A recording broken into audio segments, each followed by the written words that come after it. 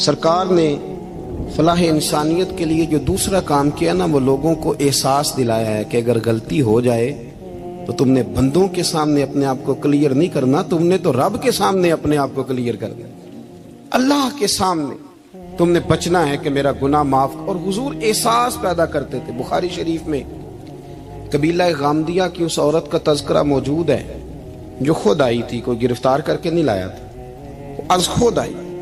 احساس پیدا ہو گیا نا گناہ کا۔ یہاں بہت ساری غلطیاں کر کے بھی لوگ جب اپنی بات کرتے ہیں تو کہتے ہیں کبھی یاد تو نہیں کسی کے ساتھ زیادتی کی ہو، یاد تو نہیں کبھی کسی کا، بھئی آپ نے اتنے بڑے ولی ہونے کا دعویٰ کر دیا۔ انسان تو انسان رہتا ہے۔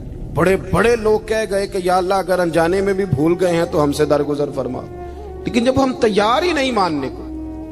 حضرت انس بن مالک کہتے ہیں وہ خاتون آئی، کوئی پکڑ کے نہیں لایا، کسی 14 دنوں کے ریمانڈ پہ نہیں اسے منوایا گیا، اسے وہ خود بخود آئی، اور کریم محبوب علیہ السلام کے سامنے جب وہ کھڑی ہوئی تو اتنے درد سے میں نے کم لوگ روتے دیکھے ہیں جس درد سے وہ روئی۔ عرض کرنے لگی حضور میں غلطی کر بیٹھی ہوں، مجھ سے زنا ہو گیا، مجھے پاک کر دے۔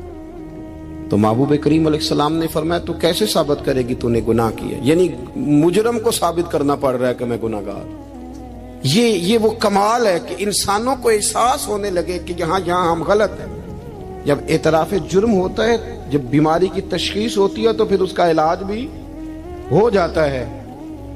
حضرت انس بن مالک کہتے ہیں وہ عرض کرنے لگی حضور میرے پیٹ میں ناجائز بچہ ہے۔ حضور نے فرمایا جا جب بچہ پیدا ہو تو پھر آنا۔ وہ 8 ماہ کے بعد آئی تو اس کی گود میں پھول سا بچہ تھا۔ حضور نے فرمایا واپس جا، جب روٹی کھانے لگ جائے تو پھر آنا۔ وہ 2 سال 2.25 سال دودھ پلاتی رہی، پھر جب آئی تو بچے کے ہاتھ میں روٹی کا ٹکڑا تھا۔ کریم محبوب صلی اللہ تعالی علیہ وسلم سے آ کے جب اس نے بات کی تو وہ درد سے روئی، کہنے لگی یا رسول اللہ 3 سال ہونے کو ہیں، میں نے گناہ کیا ہے، میں ساری رات سو نہیں پاتی۔ حضور تڑپتی، اگر اس حال میں مر گئی تو اپنے رب کو کیا منہ دکھاؤں، مجھے پاک کر دے، میرے حال پہ رحم فرمائے۔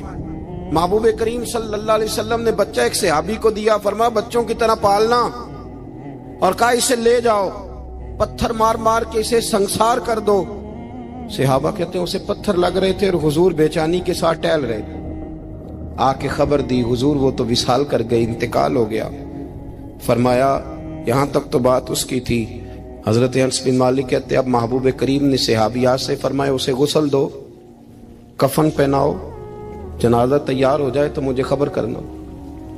حضرت انس بن مالک کہتے ہیں غسل ہوا، کفن ہوا، جنازہ تیار ہوا تو حیران ہم تب ہوئے جب میرے محبوب نے فرمایا صفے بناؤ، میں خود جنازہ پڑھاؤں گا، میں خود جنازہ پڑھاؤں۔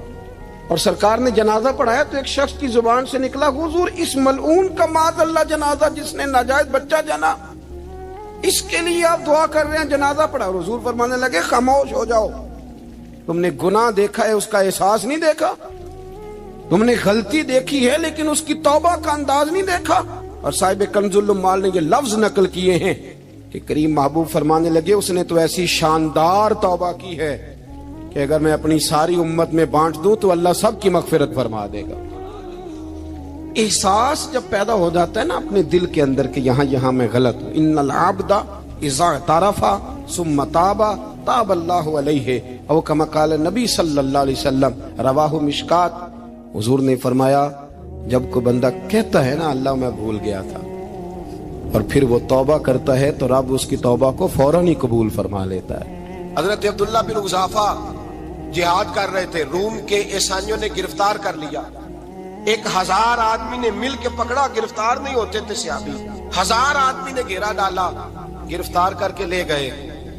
اور جب بادشاہ کے سامنے گئے تو وزیر کہنے لگا بادشاہ بندہ بڑے کام کا ہے، اگر ہمارے قابو آ گیا تو فائدہ دے گا، صحابی ہیں حضرت عبداللہ بن حذافہ، حضرت فاروق اعظم کا زمانہ ہے، اگر قابو آ گیا تو فائدہ دے گا۔ بادشاہ کہنے لگا کیوں، کیا خوبی ہے؟ کہنے لگے ہم 1000 آدمی تھے، یہ اکیلا قابو نہیں آ رہا تھا، 1000 آدمی تھے، اگر ہماری فوج میں شامل ہو گیا تو بہت بڑا جرنیل ملے گا۔ بادشاہ کہنے لگا کوئی مسئلہ نہیں، 2-3 چیزیں ہوتی ہیں بندے کو خریدنے کے لیے، خرید لیتے ہیں۔ بادشاہ کہنے لگا अब्दुल्ला जितनी दौलत तुझे चाहिए मैं तुझे दे देता हूं, मेरे लश्कर में आ जा, माज़अल्लाह इस्लाम छोड़ दे। हजरत अब्दुल्ला बिन हुज़ाफा क्या फरमाते हैं, बड़ा तू बेवकूफ है, मैंने दौलत कमानी होती तो मदीने में बैठ के तजारत करता, मैं दौलत कमाने नहीं निकला, मैं तो रसूलुल्लाह की रजा कमाने के लिए निकला हुआ हूं। दौलत कमानी होती तो किसी मार्केट में होता, मैदान में आना था। शहादत है मतलूब मकसूद मोमिन, न माले गनीमत न किश्वर कुशाई। ये दौलत तो लौंडी है रसूलुल्लाह के दरवाजे की, ये तो पीछे पीछे फिरती है नबी पाक के गुलामों। ये कमानी होती तो मैं किसी मार्केट में होता, मैदान में थोड़ा होता। अब्दुल्ला बिन हुज़ाफा से दूसरी चाल चली। कहने लगे मियाँ ओदा जो तुझे चाहिए, मैं बादशाह हूं, मेरे नीचे जो ओदा तू कहेगा वो तुझे मिल जाएगा। हजरत अब्दुल्ला बिन हुज़ाफा कहने लगे शायद तुझे पता नहीं मेरी तारीफ क्या है, शायद तू जानता नहीं मेरी तारीफ क्या है। कहा साहब की क्या तारीफ है? कहने लगे मैं रसूलुल्लाह का सहाबी हूँ और कायनात में सबसे बड़ा ओदा मुस्तफा के सहाबी होने का ओदा है। सहाबा वो सहाबा थे जिनकी हर सुबह ईद होती थी, खुदा का कुर्ब हासिल था, नबी की दीद होती थी। फरमाया मैंने हुजूर के जलवे देखे हुए हैं, मुझे ओहदे की जरूरत ही नहीं, और मैंने ओहदा लेना होता तो मैं सियासत करता, मैं तो शहादत लेने निकला हूं मैदान में, ओहदे का मैंने क्या करना है। अब बादशाह कहने लगा इसे कत्ल कर दो। वजीर कहने लगा नहीं, एक बात और है, मुझे एक चाल और चलने दो। कहा वो क्या? कहने लगे मेरी बेटी बड़ी खूबसूरत है, मुझे मौका दो अपनी ही बेटी को सजा बना के, वो जवान जिसकी जवानी इतनी बड़ी है कि 1000 आदमी मुकाबले में खड़ा नहीं होता, उस जवान के कमरे में रात की तन्हाई में बना सवार के बीबी को भेजा। वो बीबी कहती है मैं सारी रात बन सवर के इस सहाबी के कमरे में बैठी रही, लेकिन ये क्या शख्स था, सारी रात ही मुसल्ले पे बैठा रहा, सारी रात ही। कुछ देर थक जाता तो ये करीम रसूल पे दरूद पढ़ना शुरू कर देता। बीबी कहती है सहरी हो गई तो मैंने छू के देखा कि इंसान है कि जिन्न है, ये बंदा है कि फरिश्ता है, छू के देखा। कहने लगे पीछे हट जा।